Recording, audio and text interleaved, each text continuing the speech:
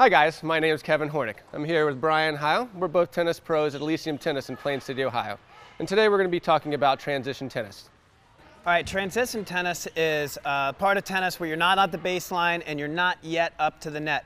So it's the no man's land, the service line, part of the tennis court that you have to come up with certain shots, often creative shots, to move forward and take control of the point.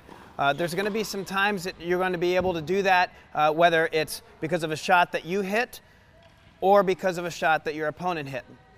So a time that you might use a transition ball is if I hit a very penetrating, heavy ball and it backs the opponent up. At that point, I'm going to change my court positioning and get into a transition spot where I'm going to look to either take a ball out of the air, whether it's a blocking volley, swinging volley, or get a short ball to attack and then finish the ball up at the net with a volley or an overhead.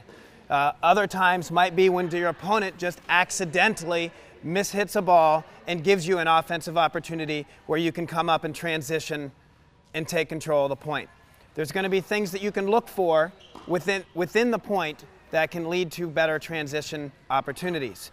One of which is if you see your opponent's back, you see their back turned to the ball, you can pretty much count on the fact that you're going to get a higher or short ball on the next shot and then move into a transitional position to take control of the point. Another one is if you see them go into a continental grip from the baseline. That ball also will either be a shorter ball or a higher ball, more than likely.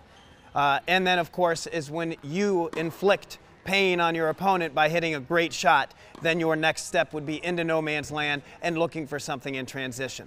Another time transition tennis might come into play, it'll depend on the score. If I'm up 40-love, and I have 3 game points, then I might look to be a little more aggressive and change my home base into no man's land and try to play offense, because it's okay if I make a mistake. It might be a throwaway point because I have so many game points. So the timing of the score might be a good time to break into transition, whether it's a serve and volley or a return and come in and moving forward from there. All right, so remember in transition a couple times to look for the transition ball. When you hit a great shot yourself, when your opponent's position is compromised, and the score. All right, well thanks Brian. Don't forget to check us out at ElysiumTennis.com. We have something for all ages and all levels, so we hope to see you out here soon.